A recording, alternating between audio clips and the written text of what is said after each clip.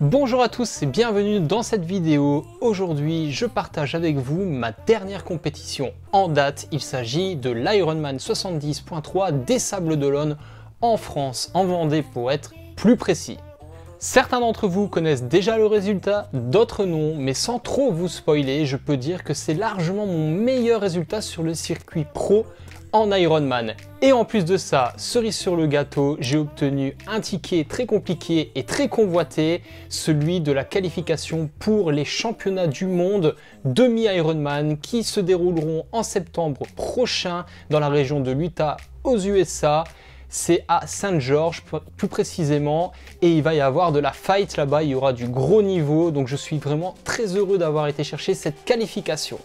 Mais avant de partager avec vous cette superbe aventure sportive que je viens de vivre, j'ai un message à vous adresser, un message qui me tient particulièrement à cœur.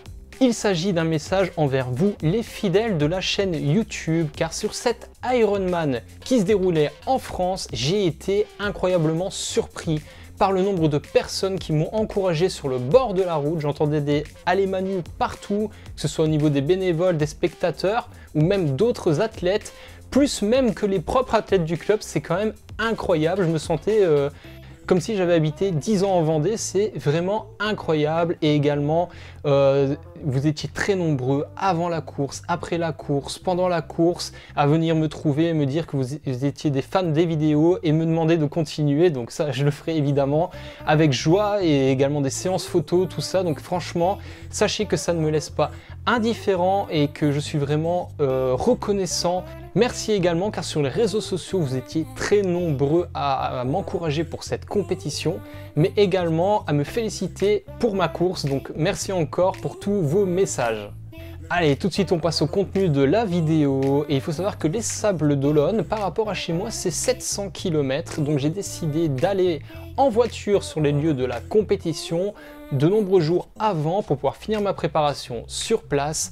Et bien sûr la météo pour aller jusque là-bas annonçait vraiment le ton, c'est-à-dire elle était pluvieuse de bout en bout, enfin quelques éclaircies, mais franchement c'était pas très agréable.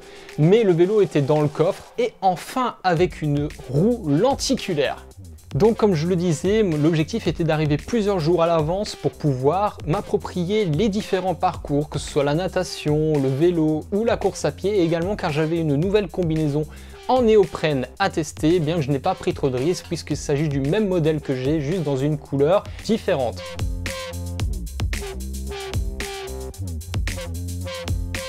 Et c'est ce que j'ai pu faire une fois arrivé sur place car l'eau était à une température idéale pour utiliser la wetsuit, c'est-à-dire 19 degrés.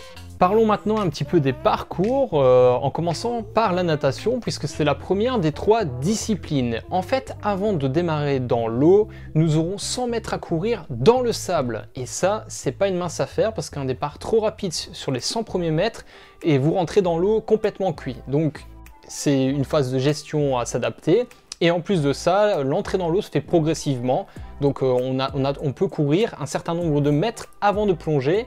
Et après on doit faire quelques dolphins, vous savez les mouvements comme si on replongeait dans l'eau pour continuer à aller de l'avant. On avait également 400 mètres à faire réellement dans la mer. On tournait autour du phare du célèbre Vendée Globe, là où les bateaux arrivent.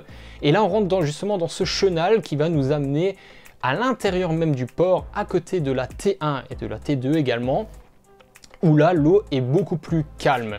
Sinon l'eau était une excellente température, 19 degrés selon l'organisation et pas tant mouvementée que ça, donc ça annonce une belle natation. J'ai également pris du temps pour aller faire un footing sur le parcours de la course et là c'est extrêmement plat mais très exposé au vent. On court l'entièreté du semi ou pratiquement en tout cas exposé au vent sur le remblai, donc réellement sur la côte. Donc il faudra faire attention le jour de la course, surtout qu'on nous a annoncé des conditions particulièrement venteuses.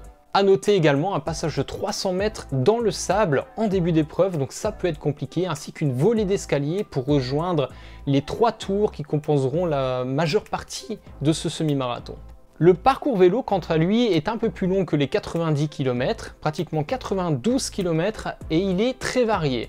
Il y a en dénivelé positif 650 mètres de D+, des parties exposées au vent, des parties à l'abri, des passages dans des petits villages avec des virages évidemment, et des longs bouts droits pour aller très vite. Donc franchement, c'est un parcours où il y a un petit peu de tout. Pas de grosses difficultés, je pense que avant la course, tout le monde se disait que ça allait être facile, bien que les conditions météo étaient annoncées compliquées.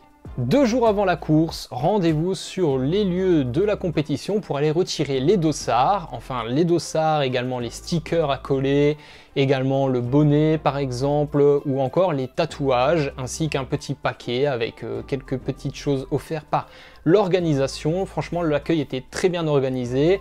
Il faut savoir que cette course a déjà obtenu le titre d'Ironman le mieux organisé, et franchement ça se sent dès le retrait des dossards avec énormément de bénévoles, et en temps de Covid, c'est important de le souligner, toutes les mesures prises et bien prises.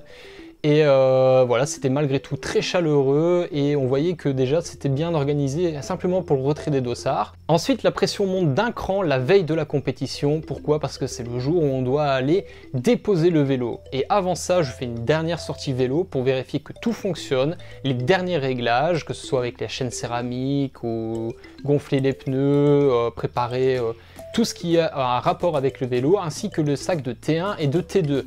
Donc il y a beaucoup de choses à faire, à ne pas oublier, même si on retourne sur la T1 le lendemain matin, le jour de la course, pour vérifier que tout est en ordre. Mais donc il faut vérifier qu'au niveau vélo, tout roule. Direction le parc à vélo pour aller déposer le vélo qui passera la nuit tout seul, enfin avec presque 2000 autres vélos tout de même, et bien encadré par les surveillants évidemment qui gardent les vélos la nuit, hein, pas question de se faire voler son vélo la veille de la course, normalement. J'ai été encore une fois impressionné par la bienveillance des gens, que ce soit les bénévoles, d'autres triathlètes. Donc j'ai été déposer mon vélo, j'ai pris un petit moment également pour répondre aux questions du speaker qui a fait le show hein, dès la veille. C'était très bien organisé, et suite à l'annonce des conditions météo qui se dégradaient encore, on avait le droit de reprendre nos sacs T1 et T2 et les ramener le lendemain matin, le matin de la compétition donc. Et on en a profité pour mettre du papier collant sur la selle de mon vélo pour éviter qu'il tombe pendant la nuit. Ça serait dommage de devoir refaire les réglages, d'avoir quelque chose de cassé le matin de la course. Ensuite, petite aventure pour sortir du parc. Normalement, quand on sort du parc, on est scanné, on obtient une petite puce qui va vous servir à être tracé au niveau du chronométrage. Et en fait, le logiciel est tombé en panne, donc j'ai dû attendre une petite demi-heure que ça se décante un peu. Et quand c'était mon tour de passer au scanner, ben, j'étais pas là, j'étais pas dans la liste des participants, donc j'ai passé facilement une bonne heure à attendre d'avoir ce fameux chips pour pouvoir faire la course. Donc voilà, ça c'est pour la petite histoire, mais bon voilà, quand on est triathlète de niveau, dans ces cas-là, il faut rester calme et c'est tout, il faut prendre ce mal en patience, et voilà, vaut mieux une aventure ce jour-là que pendant la course, donc voilà, plus de peur que de mal. Ah oui, une autre petite histoire au parc à vélo, ben, c'est qu'en réalité j'étais français apparemment. Oui, j'avais le drapeau français sur le numéro 22, Emmanuel Lejeune, pro français. Donc voilà, j'ai couru sous les couleurs de la France. Finalement, retour à l'appartement pour préparer les dernières choses pour le lendemain, comme la wetsuit, etc., les tatouages. Et passer une dernière soirée avec une nuit courte, puisque le réveil sonnera à 3h20 du matin pour pouvoir déjeuner, faire le réveil musculaire et être prêt pour partir direction le parc à vélo à 4h40 pour être juste devant à 4h59.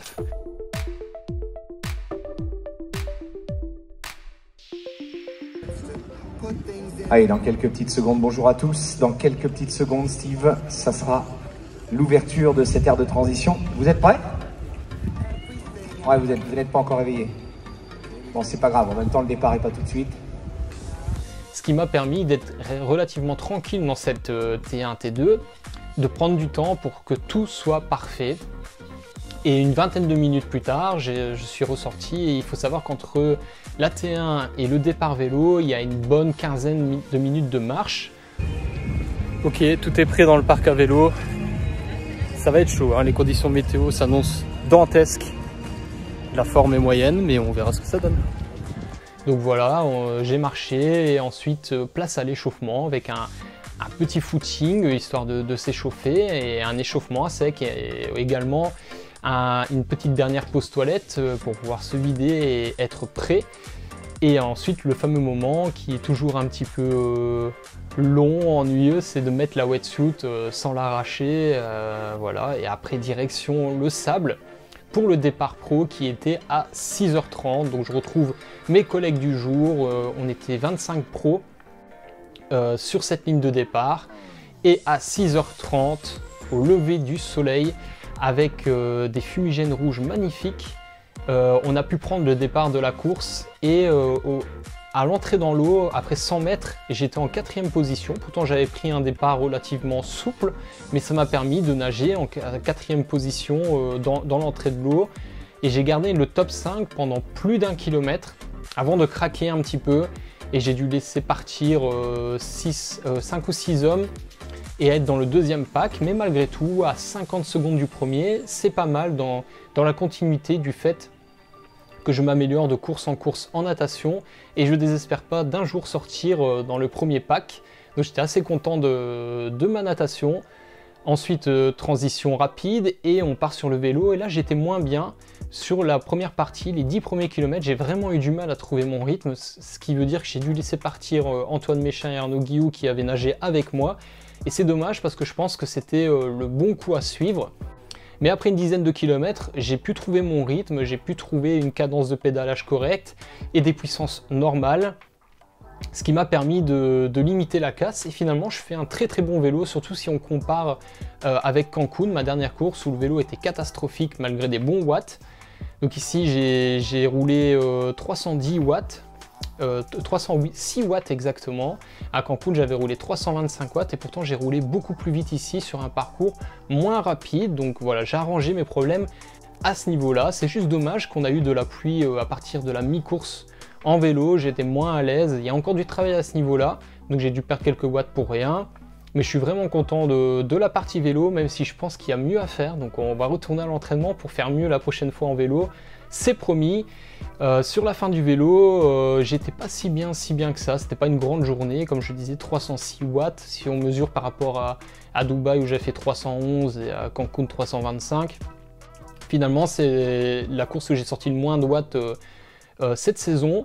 Mais j'espérais bien pouvoir faire mieux en course à pied. Donc après la T2, j'ai pu commencer la course à pied en 8e position et essayer de faire une fameuse remontada, comme le disait le speaker.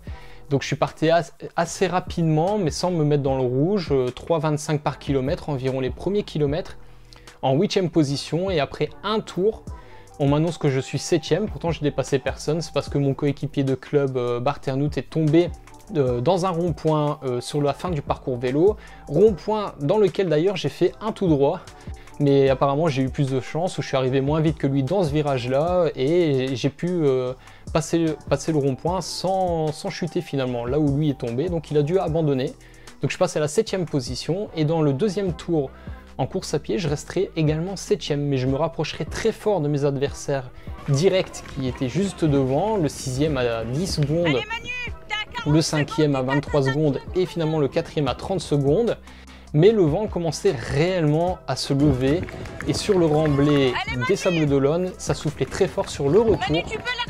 C'est pour ça que j'ai décidé donc au 14e kilomètre de mettre un coup d'accélérateur pour revenir vent dans le dos, là où ma foulée était le plus efficace. Et j'ai réussi à revenir juste avant le dernier demi-tour qui nous ramenait sur la ligne d'arrivée. Et là j'ai pris donc la 4e place et j'ai essayé de tenir ça jusqu'à l'arrivée, et ce qui était chose faite. Le podium était un petit peu trop loin, mais donc j'ai réussi à garder cette 4e place, même si les 3 derniers kilomètres ont été très longs.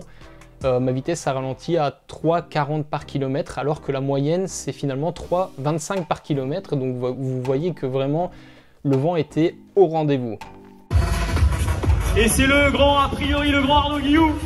Allez, on fait du bruit, on tape dans les mains. Allez, on applaudit là, bravo. Bravo. Eh oui, il est temps. On me prépare. Ah non, c'est Emmanuel Lejeune, pardon, autant pour moi. Si bien Alexandre Sardin-2 prendre la 4e place. Emmanuel Lejeune pour la Belgique. Une course à pied énormissime. Finalement donc 4e dans un chrono de 3h54 avec, comme je vous l'avais dit en début de vidéo, cette fameuse qualification puisque Ivan Jarig 3e et Rudy Van Berg 2e étaient déjà qualifiés. Donc il y avait 2 slots, le premier pour l'Allemand Mika Nutz qui gagne et le deuxième donc pour moi 4e position. Donc voilà, très content avec cette course. La course à pied 1h12,55 avec le vent, c'est pas mal. Deuxième temps, pas très loin du meilleur du jour qui a remporté la course d'ailleurs. Dommage que j'ai fait un petit tout droit dans le premier demi-tour, j'avais pas très bien compris le principe du demi-tour à cet endroit-là, j'étais parti tout droit, mais bon, ça arrive, j'ai pas perdu beaucoup, vous inquiétez pas, 7-8 secondes quoi. Mais sinon, vraiment très content avec cette 4e place. Donc finalement, si l'on résume la saison, un top 12, un top 8 et un top 4. J'espère pouvoir monter sur le podium cette année. En tout cas, on va retourner à l'entraînement. Je suis plus motivé que jamais pour atteindre cet objectif de faire un podium sur le circuit Ironman. Donc je ne sais pas encore les prochaines compétitions, ça dépendra surtout du Covid. En tout cas, je serai au départ du championnat du monde, c'est le 17 septembre, notez bien la date. Suivez-moi par exemple sur le tracker de Ironman. Il va y avoir du niveau, hein. Il y aura 70 pros, les meilleurs du monde, clairement. Donc ça va être, ce sera pas pour le podium, mais on fera le mieux possible, on ira chercher l'expérience. Donc rendez-vous à Saint-Georges en Utah le 17 septembre. Et bien voilà les amis, c'est la fin de la vidéo. J'espère que vous avez aimé le résumé de cette compétition. En tout cas, j'attends impatiemment de lire vos commentaires. Et quant à moi, je vous dis à très bientôt pour une autre vidéo. Et d'ici là, sportez-vous bien!